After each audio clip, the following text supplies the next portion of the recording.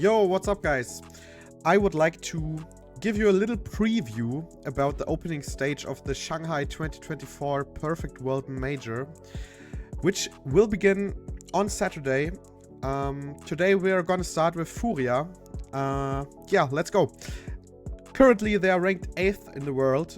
They bring a pretty decent form for the major. Their last tournament before the major was IEM Rio, where they had a pretty decent finish in the semi-final. They crashed out against Mouse. You have to admit, they got absolutely smashed in the semi-final. Torji had an absolute live game with the 2.08 rating. This can always happen, but you have to point out they should have had a home crowd buff. But yeah, in both maps, the T side of Furia looked absolutely weak and very, very uninspired.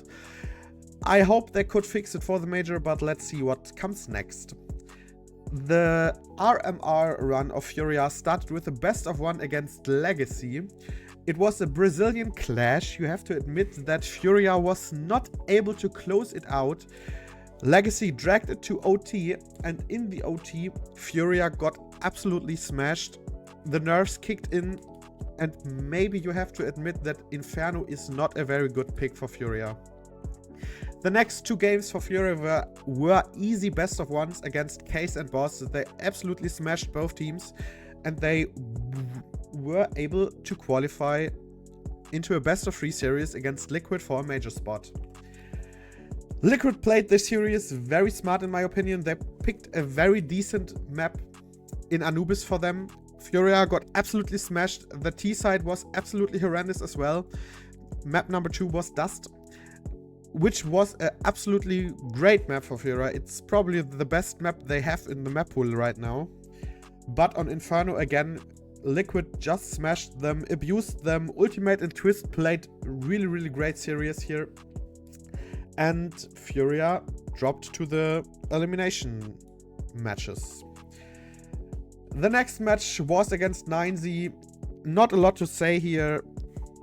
9Z is just not good enough. Martinez tried everything. You can see here a really big rating, but it was just not good enough. The last series, qualification series against M80 for Furia, was a lot better. On Anubis, you could see a really uninspiring T side as well. In my opinion, there are a lot of flaws you can abuse in Furia's team, especially on Anubis. Vertigo looked a lot better for Furia, but they were able to close it out and qualify for the opening stage.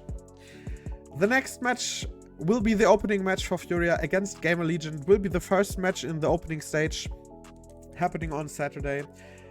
Gamer Legion here will be an interesting opponent. In my opinion, Furia got 3 good maps: Dust 2, Nuke, and Vertigo.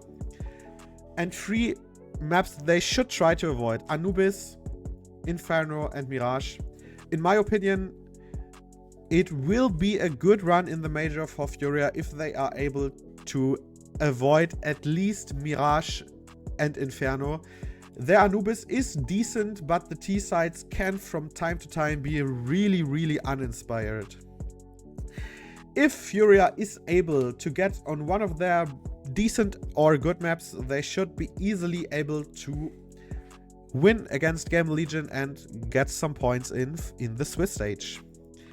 In my opinion, Carcerato is the easy pick for the player to watch.